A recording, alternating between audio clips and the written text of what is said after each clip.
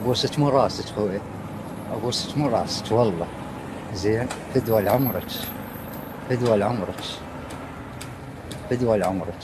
الله يوفقك ان شاء الله. الله يوفقك ويطول بعمرك ويخلي يا طيب اخوتي يا ان شاء الله. شريف يا محترم. يخلي افتح أخوتي. الرسالة، افتح الرسالة واقراها.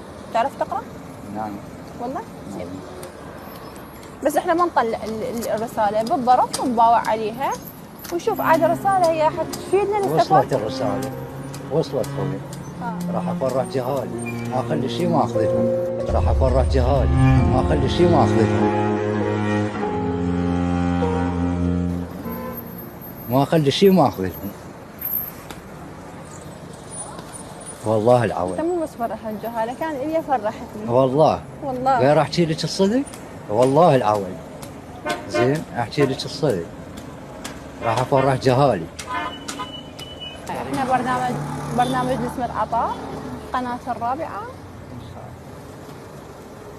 يا ابو رقية اقول لك رمضان كريم، بعد ما اقدر احكيك والله، والدك تروح تفرح جهالك يا طيب. ابويا انت الله يرزقك. افكر اليوم شلون اودي لهم مصرف، افكر اليوم شلون اودي لهم مصرف.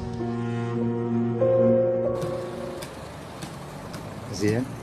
تجي هنا حتى هم مرات يعني تشتغل للعالم هم. اي والله هي هاي اللي تطلعها اي هو اطلعها اوديها. يعني ابو رقية هو عامل نظافة، بس انه بالسوق اكو محلات وهاي، فمرات انه احد مثلا يقول له تعال ساعدني بشغله ما اعطيك هاي حق المساعدة، فدوامك راح يخلص ما بقى له شيء ان شاء الله.